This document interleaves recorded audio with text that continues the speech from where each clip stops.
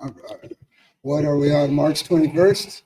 Yeah, 7/27, March 21st, hot off the mats. Bring you another Combat Maquina session. Today, we want to just periodically bring in members, new members, old members, people that have been associated with our brand. And today, we're bringing on Johnny. What's up, Johnny? Yeah, what's up, Johnny? How you doing today, brother? I'm doing great. How are you guys? All right, man. Look at that smile. Look at that smile. So, Johnny, I think you've been with us now for about 2 months? 2.5 months now. About 2.5 months. Yeah. Yeah. You come in for specifically the fight class, which is offered on Tuesdays and Thursdays from 5:15 to about 6:30, 6:45. How long have you been mixed martial arting for? 6 months before I came here. Okay. So a total of about 8 months. Okay. 8 to 9 months.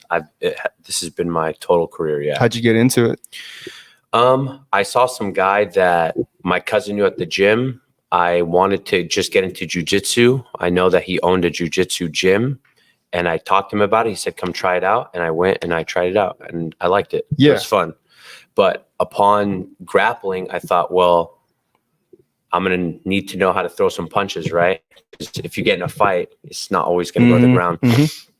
So from there, I started to join other gyms. I looked around, got into a more of a kickboxing, traditional like Muay Thai gym. And I loved it. I loved striking. Striking was great. And then I met Coach. I actually just tried to sell them internet. By chance. By chance. Is that why you showed up that first time? You were just internet selling? Yeah, I was just selling internet, and Coach was telling me what they do here. I'm like, oh, you guys do this here? And I thought at the time, I'm like, oh, they don't do what we do over here, you know? Yeah. Because I just saw like a couple of bags. Like it's not like, you know. It's an unassuming place. Yeah, exactly. That's what I thought. But I did see all the belts. We're actually unassuming dudes. Yeah. So it matches the brand. So it's all good, bro. Yeah. We don't take offense to that. Okay, I hope not. Yeah. Nobody's prepared for anybody, so it doesn't offend us. So I was talking to Coach, and he just told me a little bit about the style. And I was like, that sounds pretty cool. Told me to come try it. I tried it, and I loved it. I just fell in love with it. It was. So you trained at two different places, or to my knowledge, you're still training at the jiu-jitsu place. I'm still training at a jiu-jitsu place. Yeah. Yeah. All right. Yeah. And when we talked at first, I knew the folks from the kickboxing place. Yes. Shout out to Gene and Kat Fields over at Voodoo Fight Club.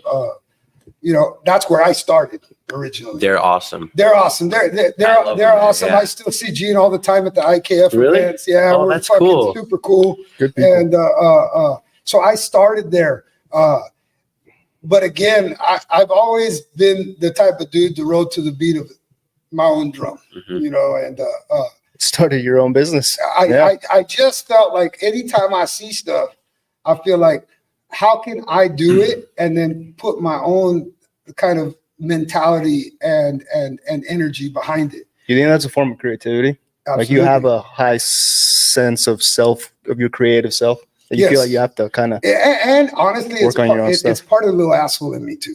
Sure. And like when we were talking earlier, where you were like, man, it's just a different style. And I told you it's more of an oppositional counterattacking style. So oppositional to what? To whatever style you want to bring, right? Whether you want to bring Muay Thai, whether you want to bring boxing, whether you want to bring wrestling or jiu-jitsu. The way I look at it is Combat Maquina, Maquina Combat is all about learning how to counter the things that a lot of these awesome athletes out there are really good at doing, because they've done it for years, and the discipline to their training. It's not to be undersold, man. They work hard to attain the skills that they do, whether they're wrestling, jiu-jitsu, judo, boxing, kickboxing. But in my mind, I figured, like, if I'm going to create a style, I want it to oppose all those, because again, I'm not coming from a traditional background. I'm just a dude making some shit up. So if you make some shit up, it better be connected to fundamentals and mechanics and actual techniques and strategies that can be utilized. Since you've been here, how has your mentality towards combat sports or the approach, the route, the path that you've taken, has it differed? Has it enhanced it? Is it the same? Yeah. Is there any Great difference? questions. Great Yeah, questions. because you came in with a certain mindset. You said it yourself. Yeah. You know, you looked around and you're like, oh, these guys ain't gonna know, right? Yeah. So it's all good, right? So how has it changed after 2.5 months? It's changed drastically. So I still am kind of training over there at the other gym a little bit. My time there, as far as contract there, is almost over, but it's completely different here. I mean, I feel, and this is not knocking any other gym. I hope I'm not disrespecting anybody. We don't, bro. We don't. Good. Yeah. Let's say that right now on camera. We don't want to disrespect anybody in this field. Yeah. We are just sitting down having a conversation. Share some shit. I just want to make that clear. And I'm just talking about truthful and honest opinions of what I think about this gym. That's what we're here for. Perfect. So when I was training at the other gym, it's definitely more kickboxing. We do work the ground, you know, and other gyms, you know, tried here, tried there. They do that. I can say that in the 2.5 months I've trained here, I feel more confident to get into an actual fight in the street than before. The style here, I still kind of mix in with what I have there. That will probably never go away. I think I'm not a purist like you guys, but the fighting here and the technique here makes me feel more confident to go heads up with somebody in a street fight, or even if I had to one day get in a cage. That's just how I truthfully feel. The breaking down of the ground, stopping people from taking to the ground, wanting to stand up with people, switching stances. I mean, you name it, it has changed my whole perception of fighting. And it's made me more confident. Nice. And I love it. Yeah. And that's why I love it here. And honestly, it's amazing. That is really what martial arts is about. Yes. That is really what martial arts is about. So it's funny that an unconventional, you know, non-belt having, you know, creator of a combat program can give you all the things that any martial arts program can give you. But the essence of us is more about that. Can you fight now?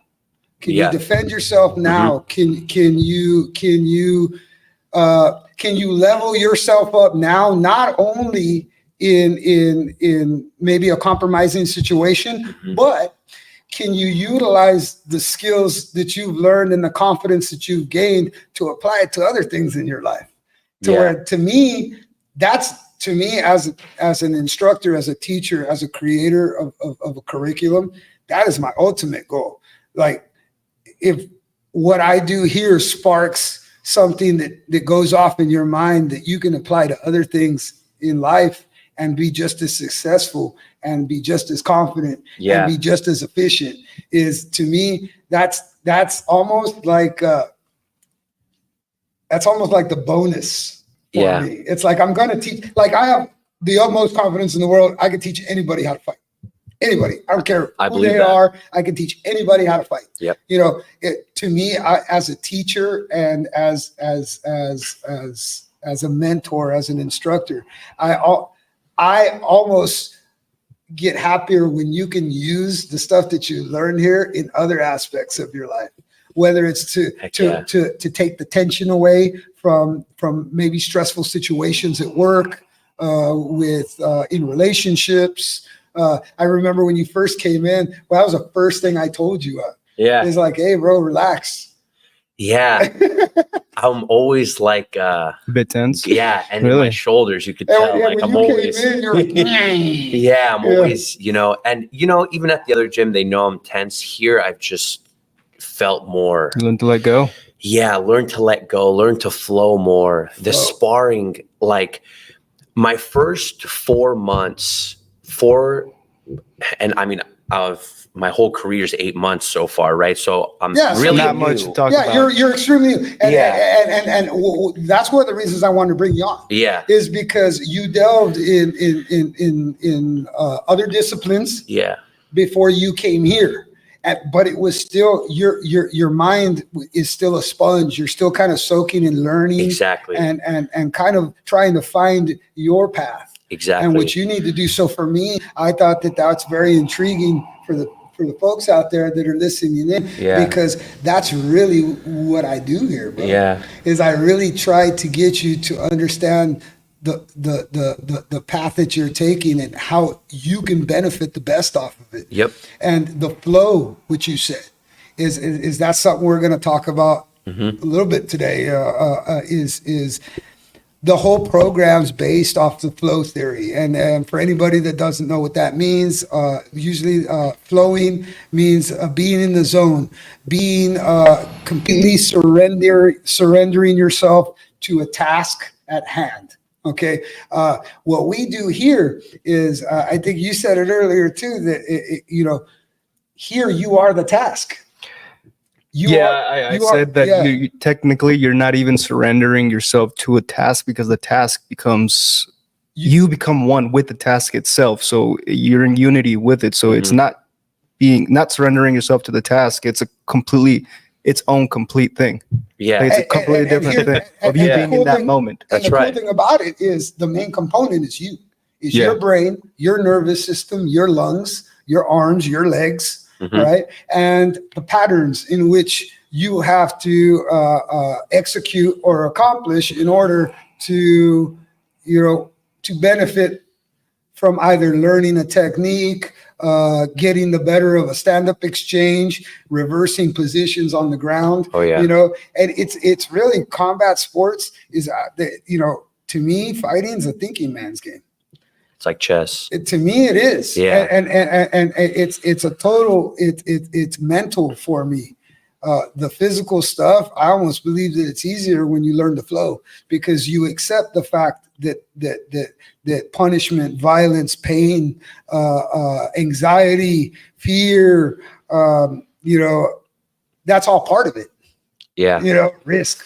Yeah. That's all part of it. When you go into a state of flow too, you're not thinking about the fear. Nope. You're not thinking about nervousness. You're literally just existing, reacting to whatever it is happening in that moment. yeah, and Like you've done it thousands of times before. yeah, and here you learn to control that adrenaline, that animal, Yeah. and you're kind of more relaxed. Mhm. And that's the idea. Yeah. And I heard you saying it a lot. You're more dangerous when you're relaxed. Mhm. And I definitely feel that. Like back to my first 4 months when I was training, we would spar, right? Sparring 2 to 3 times. I would get anxious. Like I'm sure when you first started fighting, Yeah. I don't know if coach ever Yeah. experienced this when Yeah, you first yeah, started yeah. fighting. When I first Before you started, go yeah. into a cage, It's like a sparring day. you get kind of right. Some butterflies and shit, Yeah, because so you don't know who you're going to face That's that how day. I felt. And then I thought that would go away, but it started to get into some gyms are like, I just want to prove a point with you. So it's like, okay, I'm going in this today. Am I going to get into a full out brawl with this guy today? How am I going to, you know what I'm saying? Here was tensions are high. tensions are high. I'm going to hit him. He's going to hit me. We're going to get into it. Here, it was not that. Here was, we still spar. We still do what we do, but it doesn't go to that next level. Yeah, there's really. control. And there's more control. I heard GSP on Joe Rogan's podcast talking about that. He said, unless you're preparing for a fight, it should be playful. Mhm. It should be relaxed. Exactly. So you can try new things that work. You could tuck it away in your pocket. Where at these other gyms, they're like, I'm going to beat this guy. I'm going to take him in this round, move on to the next. I'm going to get this next guy. Yeah. Here, it's more of like that. And the other thing that I notice here that I freaking love is I love to work the bag. Mhm. Don't get me wrong. I love hitting the bag. It's Everybody good, does. Good workout. Here, we don't really hit the bag. And this Not is much. another pro fighting thing that I saw Conor McGregor talking about in like UFC is, it's like about finding the shots on a human body is different, and here it's more, Yeah, that's what he When I say- says. it's so different. So for me, and for anybody out there wondering, because we always drop tidbits on how we train, but we don't do instructional videos. No. Yeah. And the reason for that is not because I believe anybody's going to steal what we do here. You can't steal what we do. No. You can't do it like I can. It's totally different. So that's not the worry. For me, it's more about raising the curiosity. Just like you came in that day, and it was funny, right? Because I was kind of closed down for the day, and I was in the sauna. And you came and tugged on actually the wrong door, and I was kind of cooling down at that moment. So the chance that you came in, saw it was closed, but still checked the doors, there was something inside of you that felt like you needed to check in. You were doing your job, but there was an extra curiosity. Yeah, there was. You know what I'm saying? And then once we started talking, we hit it off. Energies meshed really well. Oh yeah. We vibed and shit, and that's why I told you, man, come check it out. And I remember telling you, like, bro, like, you got to come experience this. Like, I can sit here and talk till I'm blue in the face, but the reality is you got to come in here and just like be with it, and see what it does for you, and you did, and the rest is history. And honestly, I commend you for that, bro, because it takes a lot of courage. Heck yeah. And self-belief. You know what I'm saying? So that's where it started. All we've done here is just feed that. Yeah. You know what I'm saying? And give you logical, reasonable, technical explanations for why we do the things we do here. It's not like even today when we were working on that head and arm off the bottom. I even I came over here just to break it down for you. Yeah. And it wasn't, the technique was to counter 3 or 4 different possibilities that the guy on top could use. Yep. You gave a really good one, and then I told you, well, then you don't go for the choke. You get up back on your feet and you get in a fight. Yeah. Because exactly that is the purpose for us. That is the purpose of engaging. It's to put you out. And what we do, we specialize in stand-up striking, but we're no slouches in other positions either. No. All we need is the guys to sign on the dotted line. And we're okay with taking L's around here because we're going to learn from every one of them. And here's the thing is to every technique, to every attack, there's a counterattack. There's endless amounts of patterns. And the way I look at it is because I'm not restricted to a certain discipline or a background, I can delve into whatever I want to delve into. And if it makes sense and it's applicable. Your discipline is fighting itself. Yes. Yeah, it's not jiu-jitsu. It's not Muay Thai. It's not kickboxing. It's legitimate, violent fighting. Because, if you think about it. And sometimes I forget that. And then if you think about it in the real world out there, everybody's learning jiu-jitsu, boxing, kickboxing, Muay Thai. So like for me, if I'm an introvert. I stay home, I chill with my dogs, but when I go out in public, there's a lot of dangers out now in public because everybody's watching UFC, everybody fucking, everybody's a tough guy, everybody boxed at one time. And I think to myself, if I'm ever put in a situation, I don't want to not have an answer for whatever this individual wants to hurt me with. I want to have an answer for it. So the reality is that there's no discipline out there that teaches you that other than MMA. But MMA even breaks it up into wrestling, jiu-jitsu, kickboxing, and boxing. Yeah. And to me, that's kind of counterproductive because I don't want to be great at any of those things. I just have to be good enough not to let you, control or dictate me using those techniques. Right. Yep. And the longer I can defend, elude, and frustrate an opponent coming with a conventional background, well, the more they're going to get tired when they get negated, the more frustrated they're going to get. And here's the clincher, and this is what I'm talking about, is mentally they're breaking.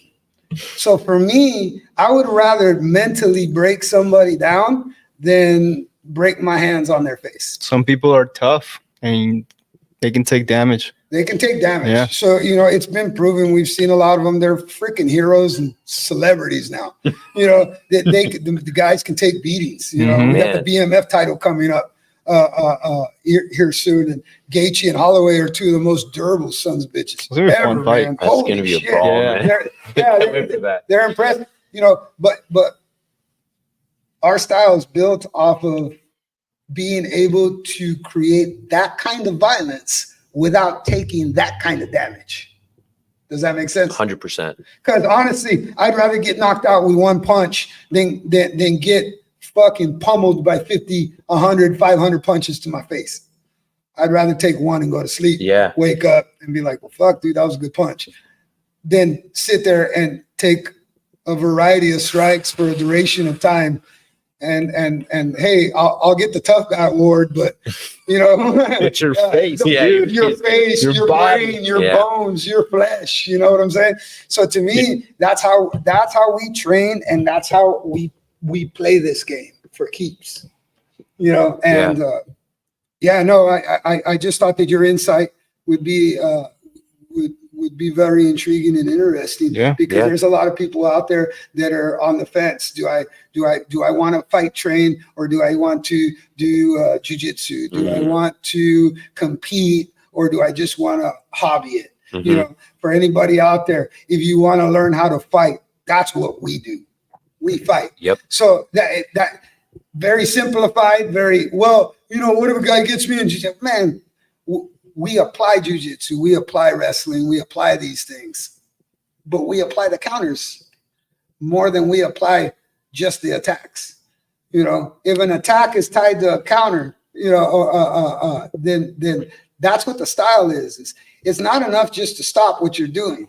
We have to make you pay for what you're doing. It's the same thing with chess. You got to think a couple of moves ahead, of course, not just one. And demoralize. Let's psychologically demoralize this individual. Why? Because it'll be easier to break him from there. And I know there's a bunch of tough guys out there. Oh, you're gonna break me. All right, you're right. Challenge accepted. You're right. You're not breakable. Every man is breakable. For sure. Every man is breakable, including the three sitting right here, right now. I mean, come on now, we're human beings. Mm-hmm. Oh, yeah. Right? We're not, the baddest man on the planet. That's what makes the game so fun, though. You're a human being. And that's what makes it so freaking intriguing and interesting. I love it. And then for us here, just like our shop is a little unassuming, we're kind of unassuming. We're not these guys that sit here and lift a bunch of weights, to look all buffed and yoked, and we look, and then cut 50 pounds so that we can have a size advantage on fight night. Like, we don't do that here. We're really all about the get down, man. We're all about the nitty gritty. And if you notice when we spar here, we don't run away. No, we constantly go into the violence. We go into the fire. And we learn not to flinch. And it's hard to do that when you're going full speed. You gotta slow. You gotta flow. And that's one of the things is the flow theory or the flow state. It's something that is regularly practiced by people in things that they do on a daily basis. They don't even think about it, right? So music helps me kind of get into a flow state. So the way I look at it is we actually have more control over our brains and our nervous systems and our own flow states than we give ourselves credit for. Yeah. What I do here is the training program, and you've seen it from the combat aspect. You still haven't even seen it from the exercise aspect. But what we do is we break things down biomechanically and biokinetically so that you can use your body as one unit, not use it, arm day, leg day. I'm not saying you're going to get really pretty muscles that way, right? That, yeah. But are you going to be able to use those muscles for what we're doing? You're training the muscles. You're training the muscles that use strength to fight back, but you have the muscle of the brain too, which you can also train, and that's probably one of the more valuable muscles that you can actually train, especially in fighting. Yeah. Well, and honestly, that is to me if you want to incorporate fitness or combat strategies, techniques, and skills into your life, that's the most efficient way to do it, man, is to immerse yourself in it. Even if you're only doing it twice a week for an hour and a half. Yeah. You know what I'm saying? Yeah. Because what you realize is in the 2.5 months that you've been here, at an hour and a half, 2 days a week, right? Learn quite a bit. Which comes up to what is that, like 18 sessions? Yeah. And in 18 sessions, 3, right? Yeah. Well, Saturdays when we're at fights, we're not here. Oh, that's true. Yeah, that's so right. sometimes we're here on Saturdays. So it's a hit or miss day. Yeah. That's right. True so that. let's say roughly anywhere 2 for sure. between 18 to 22 days. Yeah. And your fight IQ, your knowledge, and your confidence has gone. I've seen it. Yeah, I've seen it. I've noticed it, and then honestly, your energy was one of the things that attracted me to being like, come on, man, come check it out. Yeah. You're a very positive person. Yeah. Have you always been like that? No. I used to be the opposite of that. Really? Yeah. Used to be the complete opposite of that. What was the driving factor to kind of make that shift? Lots of failure in life, and you just got to come to a point where you can't blame anybody but yourself. Yeah. Lots of hardships that didn't need to be hard. To be honest, I come from a good family. It's not like I grew up in the slums, grew up in the suburbs, dude. I had a great mom and dad. Nice. It was just my decisions, the friends that I hung out with, what I did. The energies.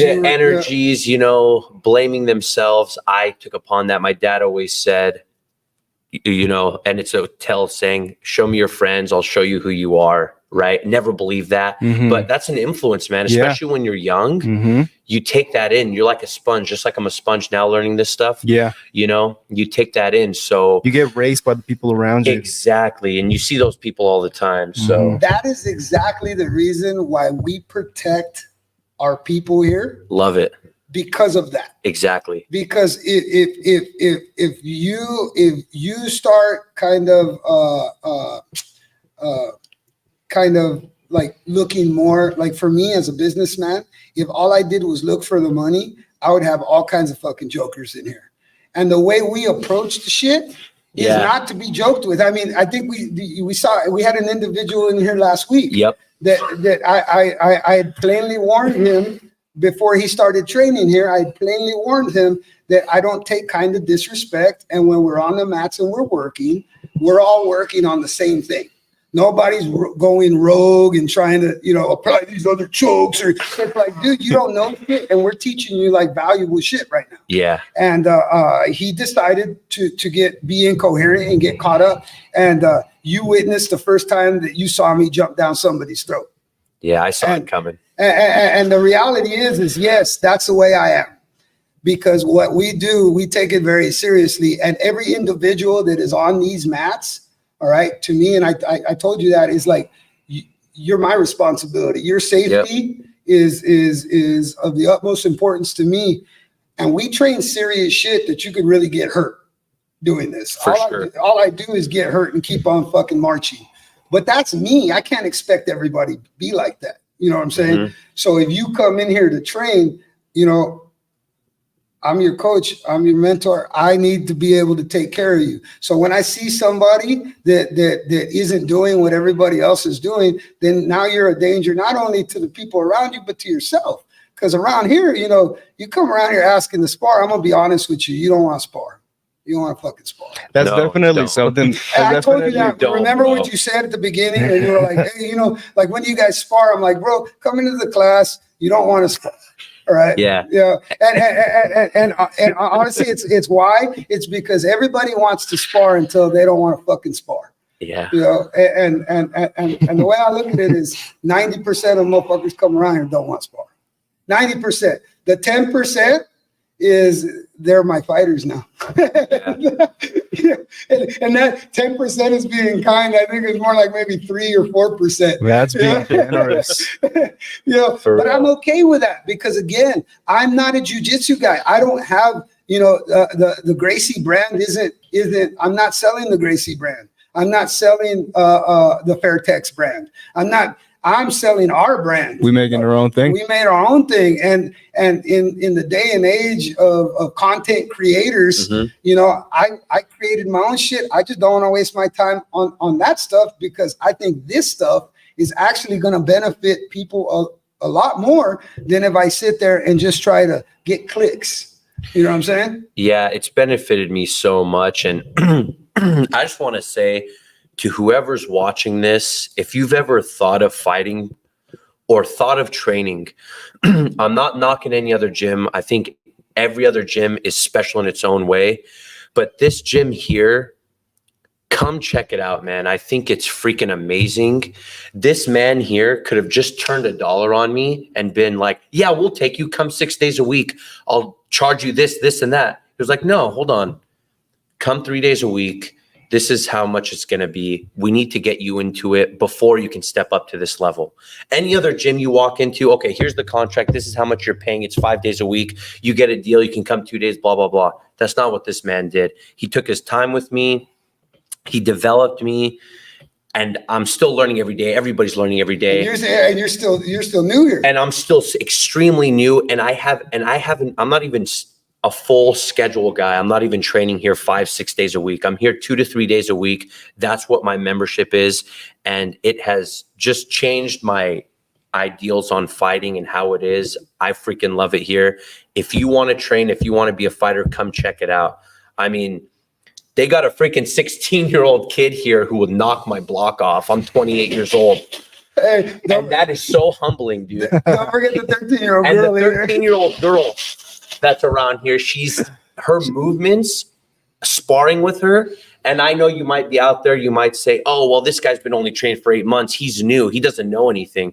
Right, I don't know much, but you would think as an adult man, you know enough to kind of dance around with a 13-year-old. Her movements, her switching, her striking, her ground game is amazing. And if he can teach these people to do it, whoever it is walking off the street, especially a guy who can, I mean, I didn't even know really how to throw a straight. I kept throwing overhands. I remember that. I kept throwing overhands. Yeah. It's almost like you think you know right. until you experience. Exactly. And to say that is we live in a day and time, and I've said this, all right, is where I was born before all this internet and shit, right? So when I was growing up, you had to experience in order to know something. Yeah. Or else you didn't know what the fuck you were talking about.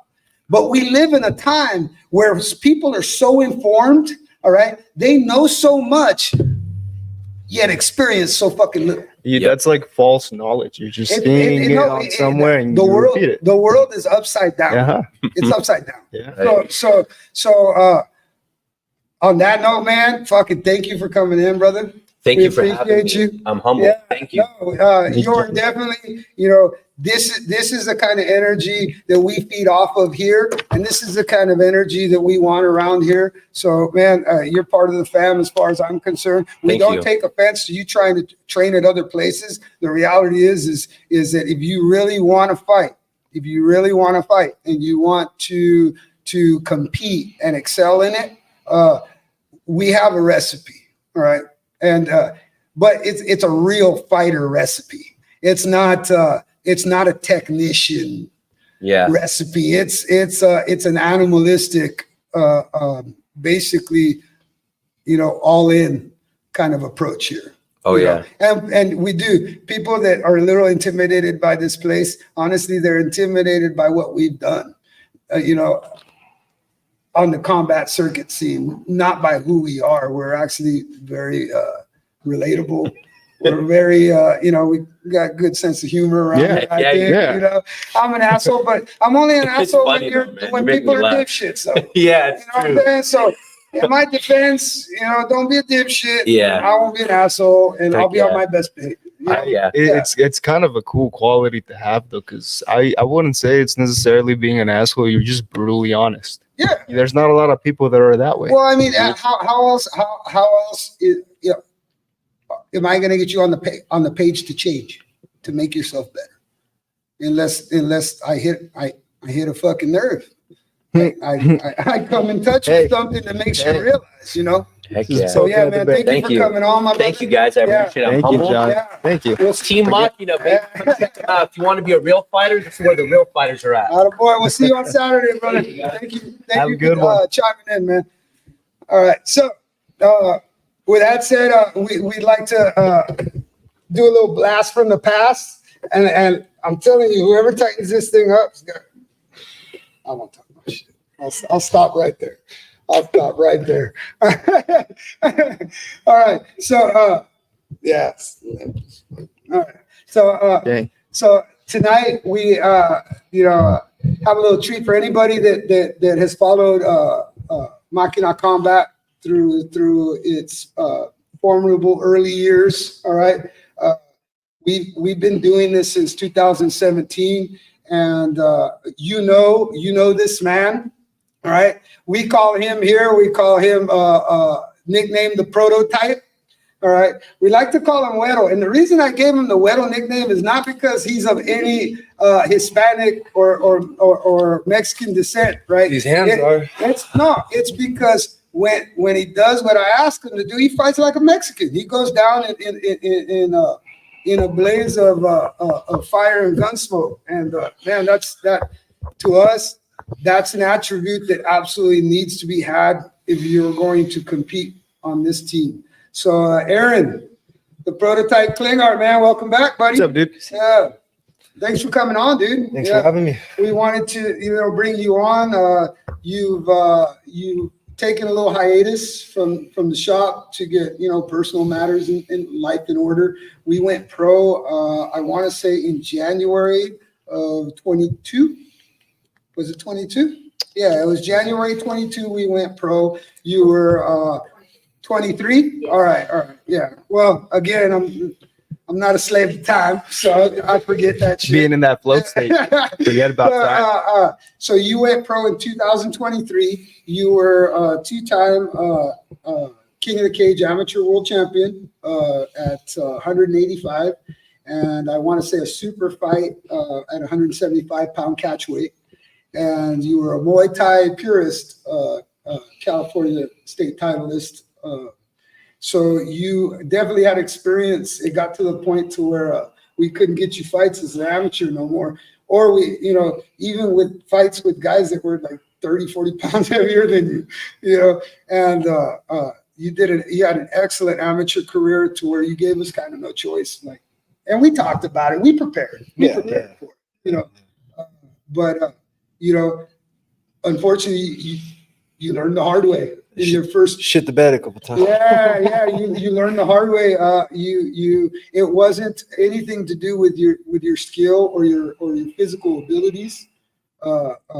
We kind of hit a snafu with the mindset, and that's why we want to bring you on, man. We want to talk to you, check up on you. We don't. This guy was my first actual combat student. He came in with the complete intention of ripping people's heads off. He even came at me the first day. I was like, I had to pat him on the back and go, "Hey, dude, relax." Ooh, smooth. So that's a story for another time, though. But yeah, no. So there is around here. We are like family. So there's always been a little loyalty to your sacrifices and the things that you've accomplished while you've been here. I want to say your pro record now is 1-2. Yeah. All right. You're striking. You still have 100% finish rate when you win, but the grappling aspect of it was definitely underestimated on your part. The techniques and the attention to detail, Well, when the dude outweighs you by quite a bit, if you're trying to muscle stuff, it's not gonna work. Yeah, if you're not applying technique, no. And we talked a little bit about with Johnny about the flow state, and we'll get into that a little bit with you, because you understand the pro. You've been around, man. You've been around. You came in when you were 18 years old. And you changed me from a boy to a man. Yeah, like a father. So, yeah. Well, and I embraced everybody like that. And you were definitely. And that's why I call you the Prototype. is because you have everything that an individual needs to be successful in the hurt business. With that said, career kind of hit a couple snafus. Personal life was trickling into your fight life. Yeah, it's never a good mix. Well, no, and it's one of the things where we're going to let you talk about it a little bit, but it was part of the beginning. Yeah. Of you're right. I had to be the dad of the shop here, and I had to jump in and realize that we don't want you to self-destruct, but we also don't want you to change the environment here. Sure. And with that said, why don't you tell us what you've been doing, man, on your little break? Working a lot. And then just family, man. Yeah, how's your boy doing? Oh, he's doing great. Yeah, he's big. He just had a three-year-old birthday, right? 3-year-old birthday, and he's looking like he's 6. Yeah. He's a big kid. Yeah. They had to definitely focus on finances and family first. Oh yeah. When things like that, and that's one of the things that we train here is that everything we do has to run parallel in life. Well, how you do anything is how you do everything. Exactly. And again, I tried to literally pound that shit into your head for years. Many times. Oh my gosh. We got video. Yeah, but from your experiences, not only in training here and in combat sports and in the fight world, and then having to detach from that, was there things that you used in combat sports that you had to start utilizing in just everyday life? I mean, absolutely. I think the discipline, that's the number one thing, I didn't have a lot of discipline outside of fighting life. So when you get in the cage, everything's basically more intense. Everything comes out. All your little, it's magnified. You don't, what was the saying I heard? You don't, basically jump for the moment. You fall to the system or you fall to the mechanics of your system, basically. So if you're not disciplined outside of life and shit's hitting the fan, you're getting punched in the face, you're going to be pretty chaotic in your head. You're not going to make the right decisions, especially when they count, especially at higher levels. Well, yeah. And then here's another thing. And in your defense, okay, you started training when you were 18 years old. You had no experience with no real experience. Punching guys at parties is not, that's a little different than what we do, and you climbed the ranks pretty dang quick for not knowing anything from 18 years old to where by the time you were 24, we had no choice but to have you go pro. Yeah. And then we didn't go out there. We didn't start off with, 2 and 8 fucking cans, Give us the number 5. Yeah. The first fight that we wanted, I even remember telling B-Mac over at King of the Cage, I told him, give us a top 5 guy in at least our region, if not the nation. So we were coming out the gates, and then you drew Sarek Shields from AT&T Portland. And the dude is tough. The dude is tough. We trained, we prepared properly. We did everything we needed to do, but when the lights are shining and the pressure's on, we're never the favorites. And I remember when we were coming up, I told you guys, we're never going to be the favorites unless we're the ones running the show. So that underdog mentality, the way we train here, and I was talking to Johnny about this, is about embracing the flow state, right? Is even our exercises, you have to think. You can't be consumed by the outside world. You can't be consumed by aches and pains. You can't be consumed by anything. You have to basically block everything out and focus on the mechanics and the strategies you're applying, right?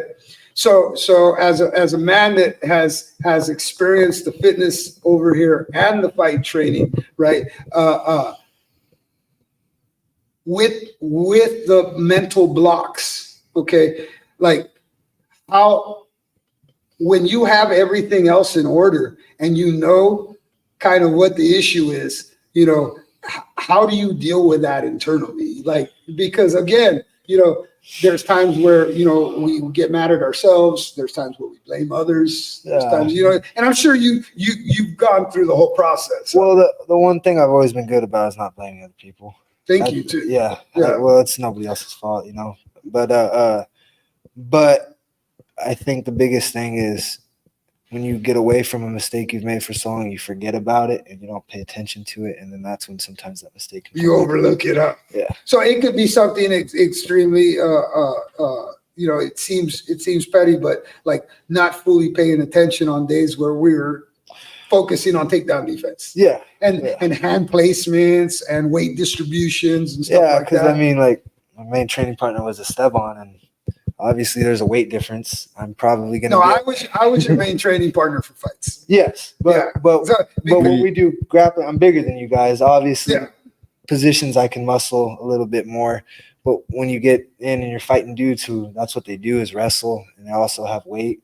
You can't do that, man. You can't muscle your way out of stuff. So it's got to all be technique, which goes down to paying attention to step by step. Optimizing your training opportunities. Because around here, like I said, we're not, it's to us, it's fighting smarter, not harder. Yeah, and it's creating opportunities to where, once there's doubt implemented in your opposition's head, then there's obstacles for your opposition in their own head. Then when you start to apply your attacks and your counterattacks, those things snowball in your opponent's head. Yeah. And that's actually part of our style here, is to amplify that pressure. Amplify the pressure and kind of facilitate the quit. Remember I used to say that? Facilitate the quit. It's a great saying. It is. We just put that on a t-shirt. That in a while. You brought that out. It's like, look, don't force anything. No. We already know when stylistically, when our style is implemented correctly, we already know what the outcome's going to be. Oh, yeah, absolutely. Well, volume times violence equals a finish. Yeah. Well, if when applied correctly. When applied correctly, and and I'm telling you, and I'll say this again, there's this crazy ass stat that we have here at the shop, and it's not our opponents, and not that I'm not giving credit to our opponents. Our opponents have all been tough. They've all been hard workers. They've all been very capable of beating us, and they have. Okay, but the reality is when the style, when Maquina combat is applied correctly, we are undefeated. I'm not talking about you. I'm talking about everybody. Yeah. So again, it brings back what Johnny and we were talking about was the approach to combat sports and how it doubles over to life as well. And that's why we wanted to bring you on, because sometimes we all got to take a break from the things we love to do, because we're not doing them right. Sure. And I know that's hard when, here, because you're a sponsored fighter. We take care of you every step of the way. We prepare you. We do everything to where all you need to do is focus on fighting. From your time away, how have you used that time productively to start to position yourself, if you'd like to get back into the fight game? Well, I think the biggest thing was just being a responsible dude and paying attention to what I'm doing at the moment. If I'm with my family, I'm with my family. If I'm working, I'm working. That way I know if I'm training, I'm training, nitpicking myself and just putting myself under a microscope and asking myself why I do certain things the way I do. And I think I've said this in past podcasts, so being critical and objective of yourself. Yes, absolutely. Well, that's the only way. I mean, there's how you think of yourself, how people think of yourself, and how you think of people thinking of yourself. And then how you really are. Yeah. But the only way you can figure that out is you got to go back on your actions. You got to think about what you did, and that's I'm a bit of a meathead. I'll say it. Okay. Some gloves over there. stuff out. Hey, just remember, ain't none changed. Ain't none changed around here. Yeah, no, go ahead. But because it's easier to just physically will yourself to do things and not have to really have that deep introspective about things. It takes work. It takes sitting down with yourself, doing stuff you don't want to do, practicing the flow. Exactly. And when you're at work, I think you kind of said it, is when I'm with my family, That's what it means. It's you're consumed by what you are doing. You're in the moment. Yeah. And that's what the flow state is all about. And if you think about it, you have extensive training in the flow state. Whether you've accepted it or not and applied it, that's a totally different story. And again, in fighting, and I've always said this, is that's why I got into combat sports, is because it's the truth. You can say this and you can say that. No, I worked on my takedown defense. Yeah. There's a result. Yeah, it's on camera. Yeah, it's on camera. And then here's another thing. If any of your guys' Zels, you guys applied what we trained and it didn't work, that would absolutely fall back on me. And I'd be the first fucking dude to be like, even when you got caught in that knee bar for the Samson Saucer fight, right? I was the first one to say, fuck, we did the Achilles lock. We did the fucking. I did not know how to escape the heel hook. That was my fucking fault. I took the fact that the knee bar, I took it because of my knowledge and my experience. I took it for granted that the knee bar, which is one of the easier leg submissions to get out of, because all you have to do is turn your heel and bend your knee, all right, and start working your way back in.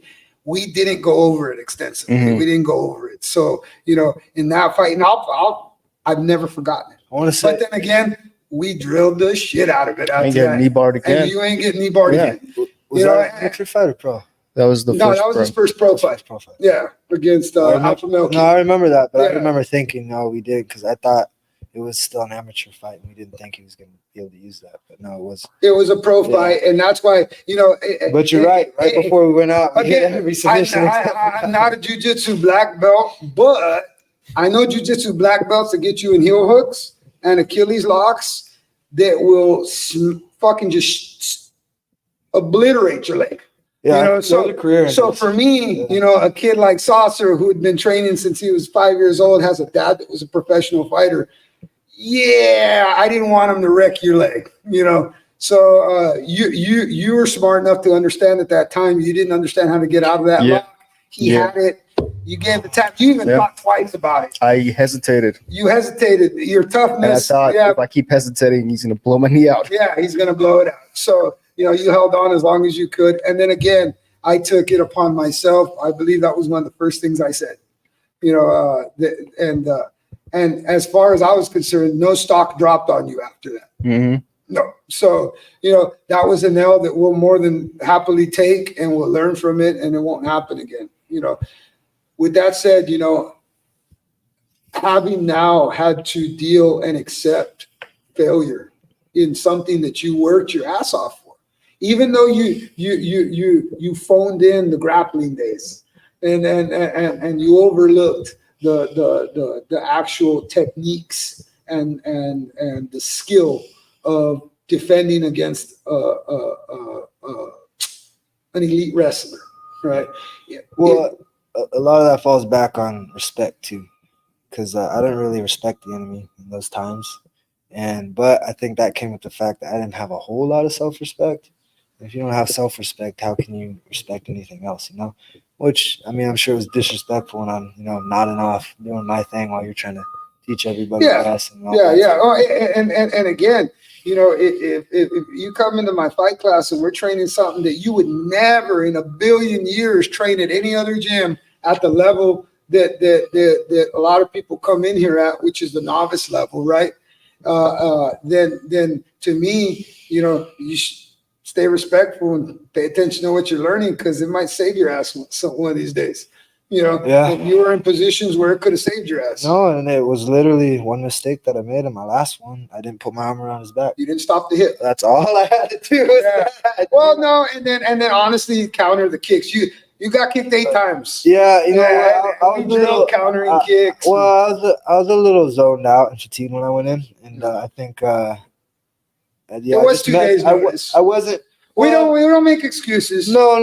Yeah, because you just reminded me that, oh shit, it was 2 days notice. But again, never ever came to mind. Like, but if I would have thrown my hands in the first round, I mean, we wouldn't be having this conversation. There were so many opportunities to take him out. You'd have a he was backing up. He was throwing kicks, but he's backing up the entire time. I mean, I could have closed the distance, but I didn't. Did you ever hear it? Did you ever hear that the 15-year-old Johnny ended up grappling him a few months later at a Naga tournament?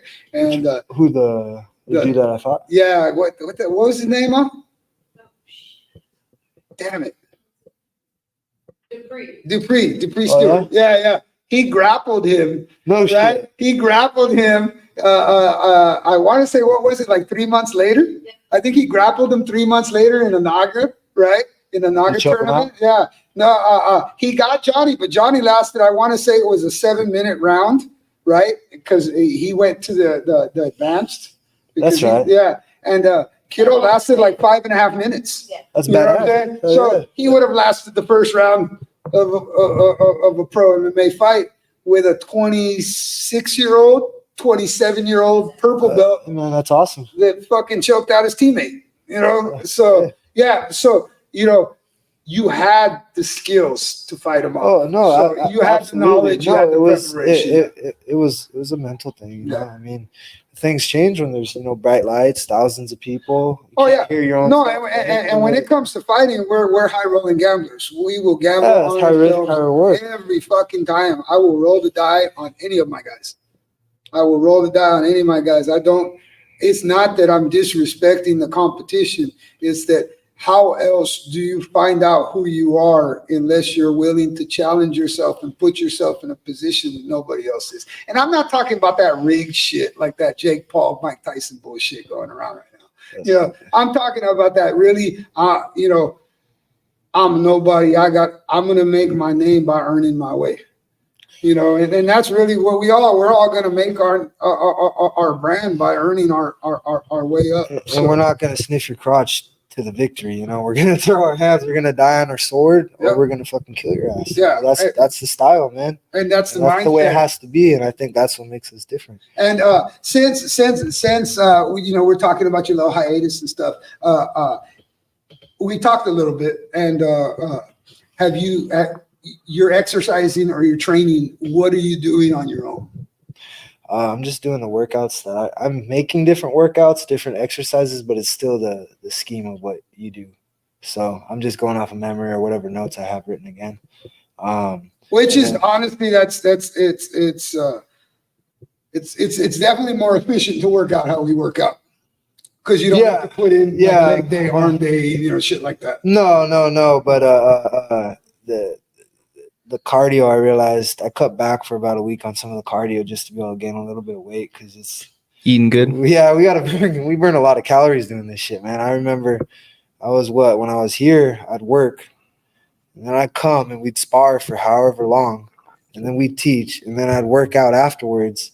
And I wasn't properly sleeping or giving myself enough nutrients, which, I mean, nobody's fault. I was being a meathead. But, I felt like shit. Yeah. Dude, the biggest thing I've learned is recovery. Like, I'm sleeping good. I'm eating better. And here's the thing is you were in an environment conducive to that.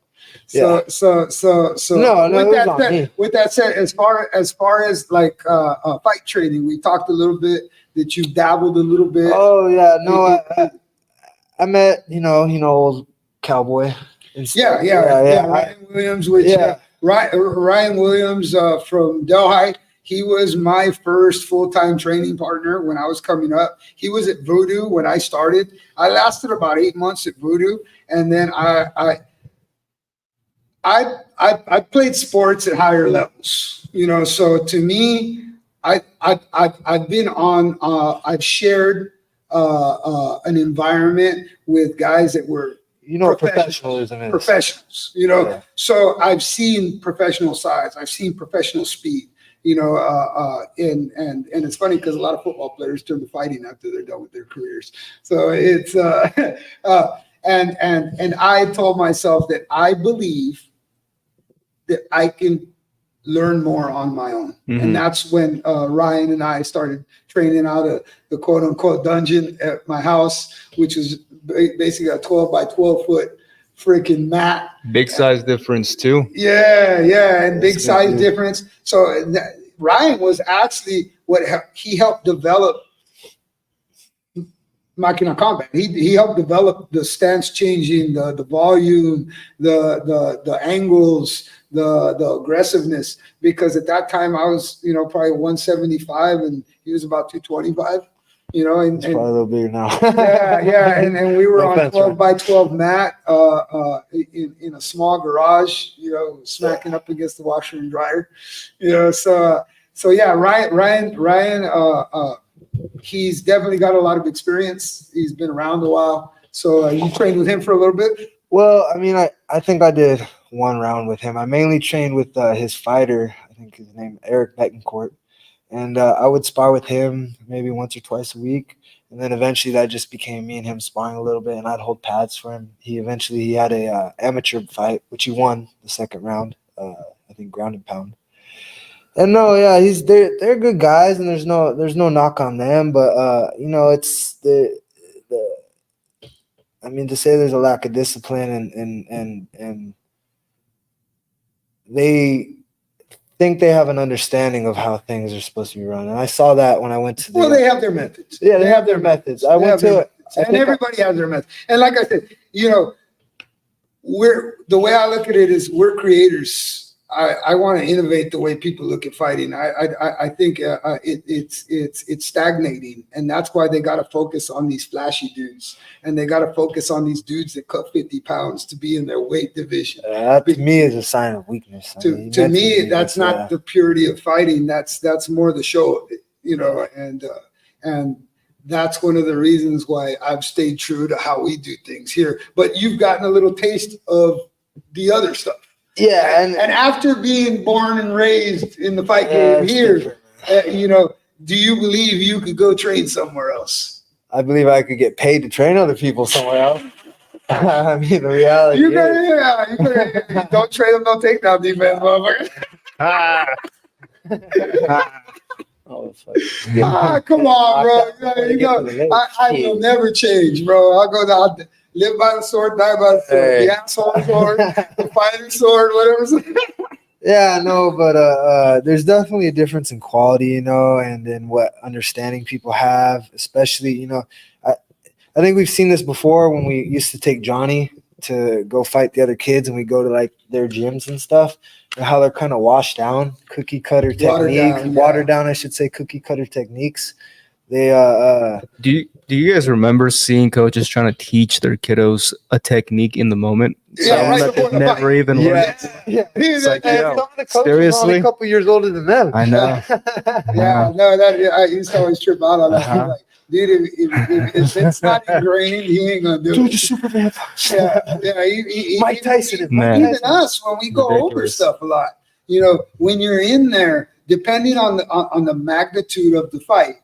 Because again, it's one of the most uncomfortable, unnerving freaking things to do. And if it wasn't, all these guys that talk about fighting would be doing it on a regular basis. Oh, yeah. But the reality is fighting in front of 100 people is not the same as fighting in front of 1,000, 2,000 people. No, not at all. 1,500 people, 1,800. And then not only that, but all these people want to see you fucking dead. Well, not only that, it's the age of social media. You freaking something bad happens, that thing's on TV forever. I gotta say though, I do get a rush from like being around a lot of people. I don't know why. It just gives me not even an adrenaline rush. It's more like I guess a hype up. It would be it's like there's something fun about it. There's something fun about it. Well, like me, it goes back to being in the flow. I think once you're in it, I even like it when people boo. I like it too. Like I love it. Like that shit. And you show up. And you're fucking the dude. You like that? Yeah. Whoever else. So from trying to kind of stay connected to the fight game, without basically your unit, Yeah, man. I didn't like it. It was depressive, dude. I mean, I was like, what is this weird feeling I got going? Oh, that's me not doing what I should be doing right now or who I should be with, right? Well, in essence, it's you dealing with yourself. Yeah. Subconsciously. And it's funny that if you think about it and you implement the exercising and the training that I raised you to know now, right? And that's what you're doing, basically. You're intrinsically focusing on something that only you control and nobody else controls. Sure. That is the flow state, my friend. Sure. So if you know how to do that, then my advice to you is continue to embrace that and understand that you are the vessel in the flow. And it's not outside of you. Everything outside of you has put you in the positions that now you encounter. But everything that we talked about at the beginning, it all came to light. We said it. We said it. You were gonna fight 12 to 14 times, and then you were gonna go pro. You were gonna get a couple belts. And remember, I told you guys, if you guys get a couple belts, we'll be able to demand a little bit more when you go pro. And that's exactly what happened. And then we even got another opportunity, which is awesome. B-Mac, shout out to you again, King of the Cage, Brian, Jeff, everybody over there, man. Miss you guys. Wish you had some money to pay our asses because we'd show up to fucking fight, that's for sure. But well, shit changes. The landscape changes when you're a pro. So as far as our the tutelage, the what is tutelage? Environment. The teachings. Tutelage. It's a fun word. It is tutelage. Yeah, get your fucking thesaurus out. Italian. Ooh, thesaurus. It's a dictionary. Have you never tuteled? Tutelage. You've never tuteled? Toodaloo. All right. So you've gotten the tutelage, the teaching, the mentorship, right? Yeah. Is in your mind. Or do you believe you can make another run at this? I don't believe I know. I gotta ask Brian in your head. If I was in your head, I would have told you to knock out fucking Cedric Shields. I know. Sprawl and brawl, and I would have asked you to fucking counter those kicks of fucking Dupree Stewart, and you would have done it. So I don't fucking know. That's why I'm asking you. I mean, there's times where I go to sleep and I think, man, this is what I was put on this earth to do. Was to just smash people. Hey, but after and again, it had gotten to the point to where you needed a self-reflection. It had gotten to that point because honestly, just like Johnny said, is I could have sold him whatever the hell he wanted, but I didn't. I took my time with him, just like I've taken my time with you. Oh, absolutely. So with that, I have to ask honestly, where is your head out? Where do you believe that you want to be in the next, let's say by Christmas time? For Christmas time, that's December. I want to be getting ready for a pro MMA fight. Before that, I'm hopefully, get that Muay Thai fight that I hear of a little bit here and there. I believe that it's possible. It's possible. Everything's possible. Oh yeah, everything's possible. But honestly, it really is all. It's all going to fall on you. Not to toot my own horn, but I mean, I could take a kickboxing, Muay Thai, or any stand-up fight tomorrow. Yeah, you could if I was a stupid fuck that lets fighters run the fucking show around here. Well, that's what you're asking me. Yeah, no. But obviously, the biggest thing I have to work on is the grappling. And that might take a while. I'm not sure how long that takes. How well, and I wouldn't even say it's any of the technical stuff, bro. I think what you got to work on, it's all psychological, and it's an attitude, it's an energy thing. Sure. And that was one of the things that we, embraced Johnny of is this fucking energy. Everybody, you guys felt it. And that is what at the time where I said time out, that's what I saw was going. Yeah, and I didn't like it. Because for me, it was never. Hating takes too much energy. You know what I'm saying? And when people start to toxify their life with their own thoughts and their own choices and their own actions, that shit can rub off on everybody. And it was. And that's why I like just like I told Johnny about the individual that was here last week, where I had to fucking get on him, because the way I look at it is, everything that happens here is my responsibility. Sure. So to me, I don't take that shit lightly. That's why I'm not. You can show up and say you're a fighter, and I don't give a fuck. What have you done lately, or what are you gonna do? Yeah. Because around here you got to earn it. Sure. I don't believe in giving out free shit. If I give you something, it's because you've earned it. Whether it's a shirt, whether it's a training session, whether it's a pair of gloves, whether it's fucking pair of shin guards, mouthpiece. If I give you something, it's because you earned it. Not because you asked for it. But I also do give whatever you ask for. So when it comes to the fight training and the experiencing, if you ask for it, I will give it to you.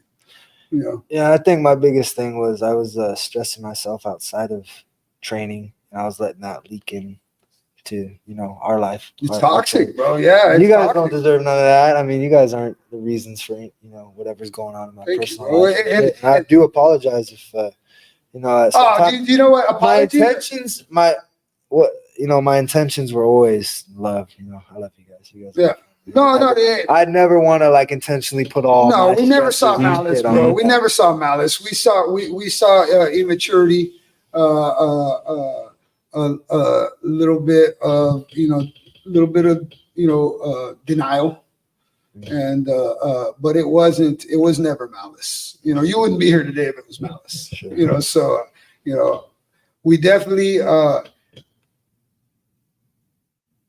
if you fight again,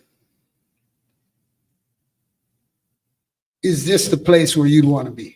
Absolutely. I wouldn't want to fight for anybody else. Okay. Well, to me, shit like that is why I put time into the people that I have around here. It's because there's a genuine connection. There's a genuine human connection. You have to trust the dude that's in your corner, man. You have to trust and believe that, he's looking out for you. He knows what he's talking about, and that he loves you and he cares about you. Or else it's kind of a shaky relationship you got going on there, and that's only going to be bad. Not to toot my own horn, but when it comes to our profession, I don't think I've fucking been wrong yet. No, man. That's why it makes it hard when you're an asshole. We're just smiling and just fucking. Oh, many a times, you just think, oh, son, get it there. But I'm glad that you started to prioritize things, and I'm glad. But sometimes you have to, you can't be close to the bars. You got to kind of back up a little bit. You got to change your perspective a little bit. Absolutely, change your perspective. Yeah, and honestly, we'll talk a little bit more about your future. I think I've always said this is in order to be a Maquina, you have to embrace the process, not the attention or the accolades. You have to really love to train. If you're doing that, you're doing it for the wrong reason. Well, you got here. If you love training and you love putting work and getting better, you're gonna reach all of the fucking goals, the money, the prize, the accolades, everything. You're gonna get it. Like I said, you guys have been in the position. You're gonna be in the position again. It's up to you guys to find that flow state on that night. Yeah. And when you do, because you practice it every single day, there is not a day that we do not practice the flow state and being one with our endeavor here. There's not one fucking day that passes. So with that said, look at every day as an opportunity to control your flow. Because it is. Because it is. Absolutely. Thank you very much, bro. Yes, it absolutely is. So, to us, we take that flow theory to a next level. Just like, we take violence to another level.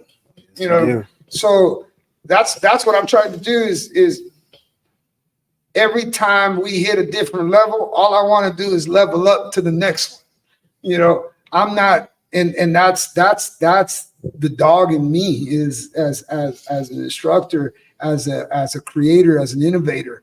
I want to keep dude, honestly, our striking's just light years ahead of everybody else's. When applied properly, it's just light years ahead. And I respect everybody out there, but you guys ain't seen what happens here. They don't even know how to change stances. And until we put it out there, we're talking. And it's like, fuck, dude, it's getting to the point to where it's like, I got an itch, dude, where it's like, we need to show everybody exactly who we are, what we do, and, and justify the talk, because I know there's talk. Motherfuckers don't want to admit it, but there is, and the reality is, we need actions. We need more putting shit into place. So like for me, that's what I say is, in the next time around, you walk around, you are a professional. Yeah. You are a machine. Oh yeah. You are not a civilian. You are not an average Joe. All right.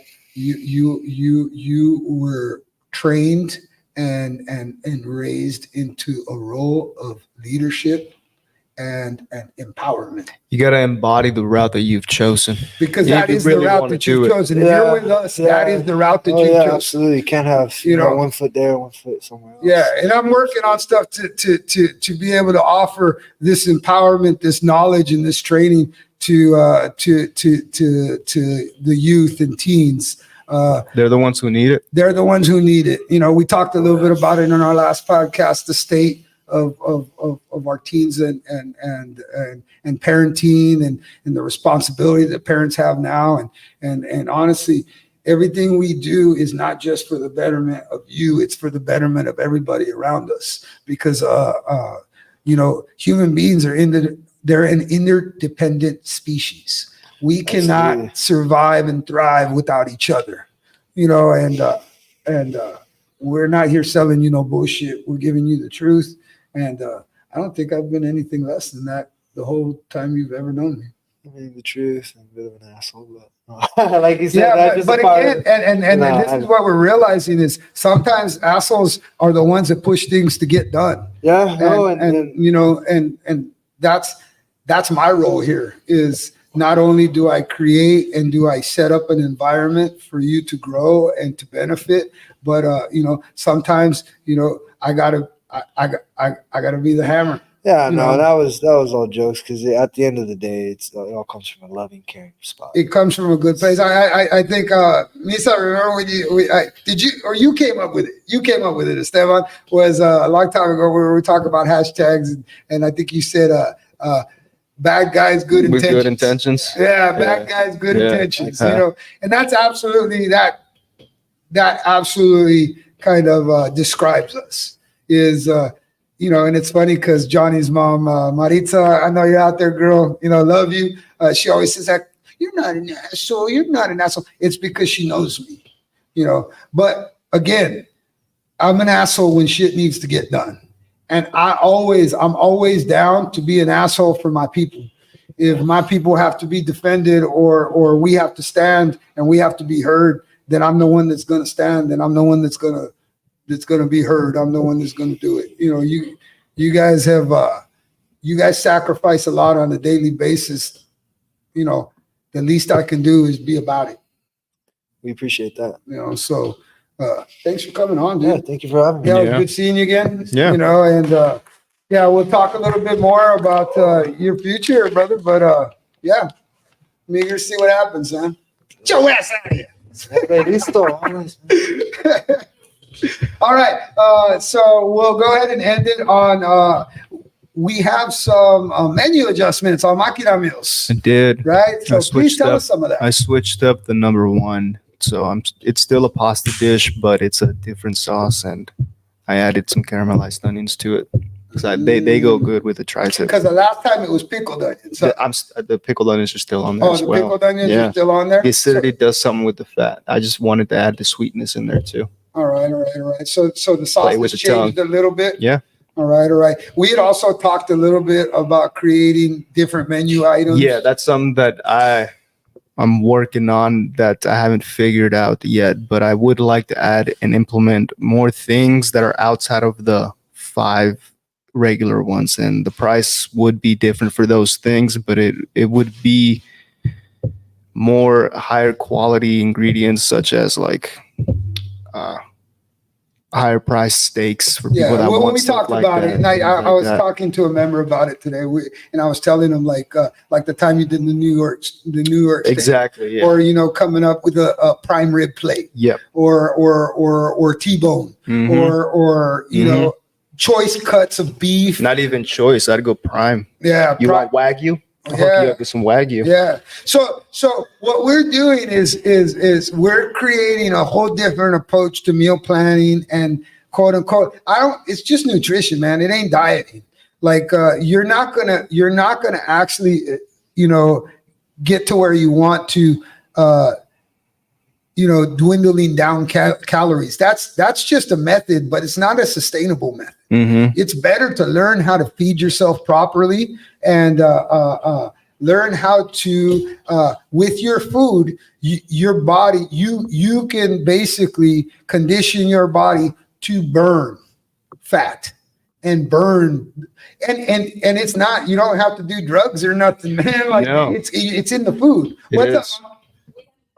Will there eventually be snack options? I've been working on desserts. Desserts, yeah. The only reason that snacks are actually they're the gateway to obesity, right? That would be like in like our philosophy. That's against it. The whole point of Maquina meals, if you really try them, sit down and try them, is that they're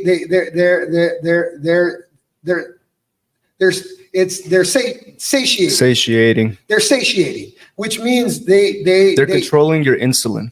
And so they're keeping you fed for longer, so you don't have to snack, because snacking is a bad habit that sometimes you don't realize what you're taking in when you're snacking. All right. You underestimate the caloric intake, or maybe even the timing of your snacks. Or even the things that you choose to snack on. Because a lot of stuff says like sugar free. Yeah. That doesn't mean that it's healthy for you. That's bullshit. Nah. They're selling you something. Yeah. And that's what we're here. Everything that we do, whether it's with our exercise, our fight program, our Maquina meals, what we do is we're shedding a little bit of honesty and truth. We're not coming from a corporate conglomerate background. We're literally, I'm just a fucking farm kid from Patterson. You know what I'm saying? That is highly involved and in tune with my own mind and my own body.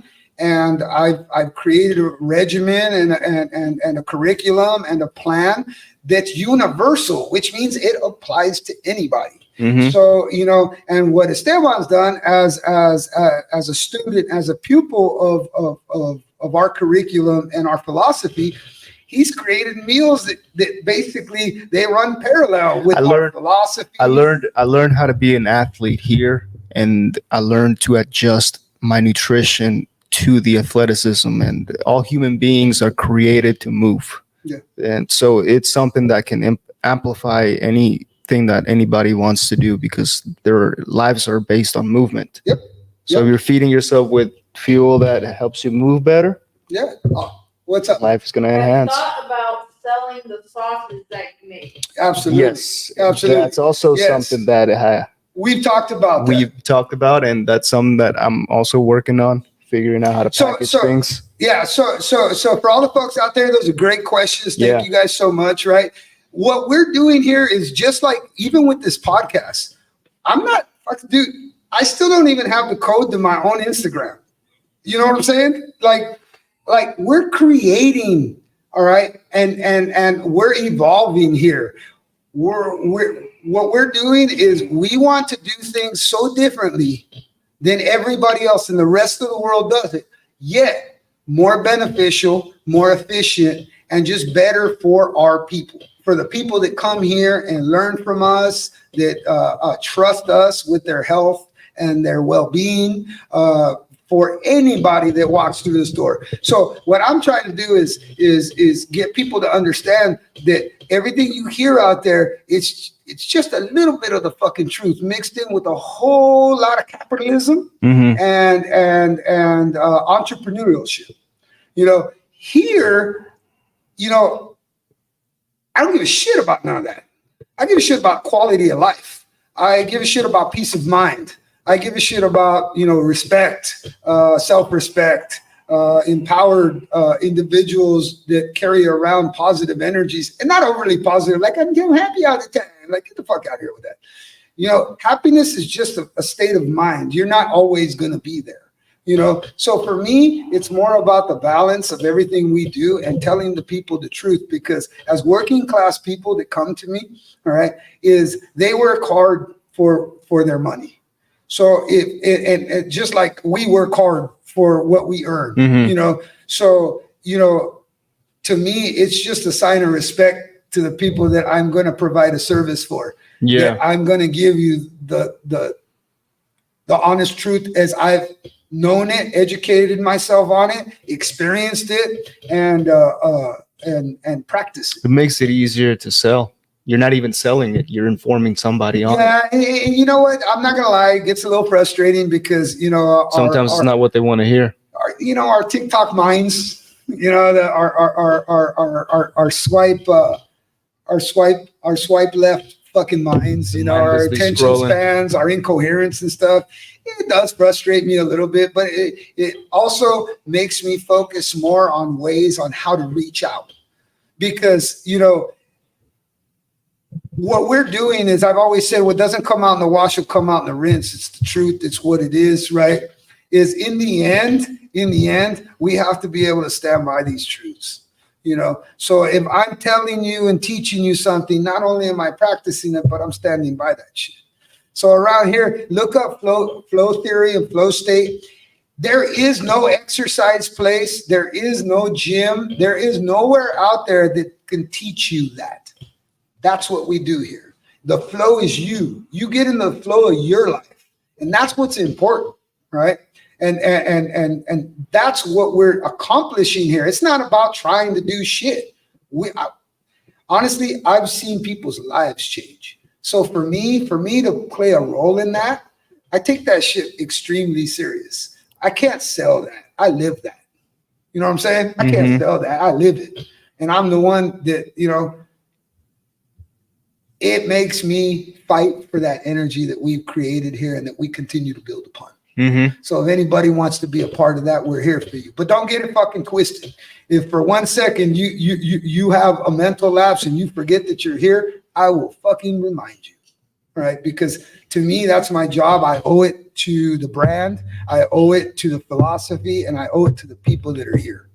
So with that said, thank you, everybody. This was a good session. We're evolving as podcasters, so we definitely want to focus on bringing people in. Everybody with questions, fucking thank you so much. We want to interact more. I believe for me, I do believe I'm a pressure fucking player. So put me on the spot.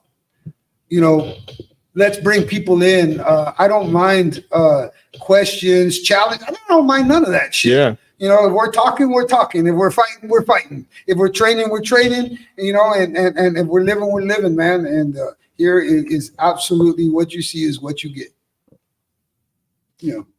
So on that note, we're out. We're out. Yeah, good shit.